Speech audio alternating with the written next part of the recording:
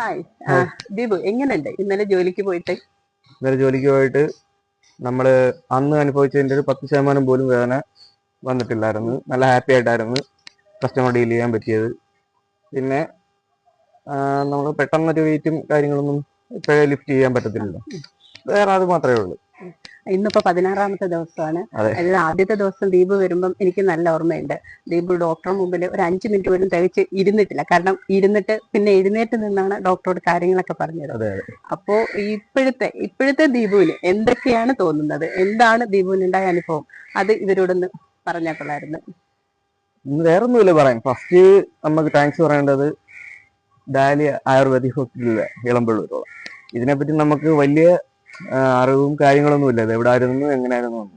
പക്ഷേ എൻ്റെ ഒരു അവസ്ഥ പറയുവാണെങ്കിൽ ഇത് സർജറി വരെ എത്തിയ സംഭവമായിരുന്നു. അത് മാഡത്തിനോട് ഞാൻ പറഞ്ഞതായിരുന്നു. ഇത് ഡിസ്ക് ബഡ്ജ് ആയതായിരുന്നു. നെർവ് അത് ഞെരുങ്ങിയിരിക്കുന്നൊക്കെ ആയിരുന്നു ഡോക്ടേഴ്സ് പ്രിസ്ക്രൈബ് ചെയ്തത്. പക്ഷേ ഇത് സർജറി വരെ എത്തിയ സംഭവം ഞാനിങ്ങനെ 3 ഇതിനായിട്ട് വളരെയധികം എക്സ്പെൻസീവ് ആയിരുന്നു ഹോസ്പിറ്റലുകളിൽ. പക്ഷേ ഇത് എൻ്റെ ഒരു കസിൻ പറഞ്ഞാണ് ഇത് അറിഞ്ഞത്. ഡാലിയ ഇങ്ങനെ ഒരു ആയുർവേദ ഹോസ്പിറ്റലുണ്ട് മാറുമെന്ന്. ഫസ്റ്റ് ഡേ ഞാൻ വരുമ്പോൾ ഒട്ടും കോൺഫിഡന്റ് അല്ലായിരുന്നു. എന്ന് വെച്ചാൽ നമുക്ക് ജസ്റ്റ് പോയി നോക്കാമെന്ന് പറഞ്ഞു. അങ്ങനെ വന്നത് ഫസ്റ്റ് ബോൺ സെറ്റിങ്ങിലാണ് എനിക്കൊരു ചെറിയ മിറാക്കിൾ പോലെ സംഭവിച്ചത്. ഈ ഒരു വേദന പെട്ടെന്നായിട്ടായിരുന്നു ഒന്ന് റിലീഫായത് പെട്ടെന്ന്. പിന്നെയും ഞാൻ വിചാരിക്കുക ആദ്യത്തെ ദിവസം മാത്രമായിരിക്കും. പിന്നെ ഇവിടുത്തെ എല്ലാ സ്റ്റാഫുകളുടെ എല്ലാം ആ ഒരു ആത്മാർത്ഥതയും എല്ലാം എന്നുവെച്ചാൽ അവരുടേതായിട്ടുള്ള ഒരു രീതിയിൽ മാറ്റിയെടുക്കണമെന്നുള്ളൊരു ചിന്തയിലാണ് നമുക്ക് ട്രീറ്റ്മെന്റ് തരുന്നത്.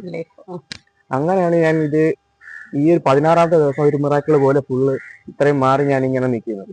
പിന്നുള്ള ഒന്നാണ് പക്ഷേ നമ്മുടേതായിട്ടുള്ള സൈഡിലുള്ള കെയറിങ് ഉണ്ടല്ലോ, അതും നമ്മൾ നോക്കണം. ഇവിടെ അവര് നമ്മളെ രീതിക്ക് നിങ്ങളെല്ലാ രീതിയിൽ ചെയ്തു തന്നിട്ടുണ്ട് ട്രീറ്റ്മെന്റ്.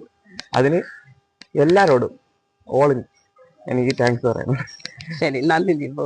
അപ്പൊ ശരി, താങ്ക്സ്.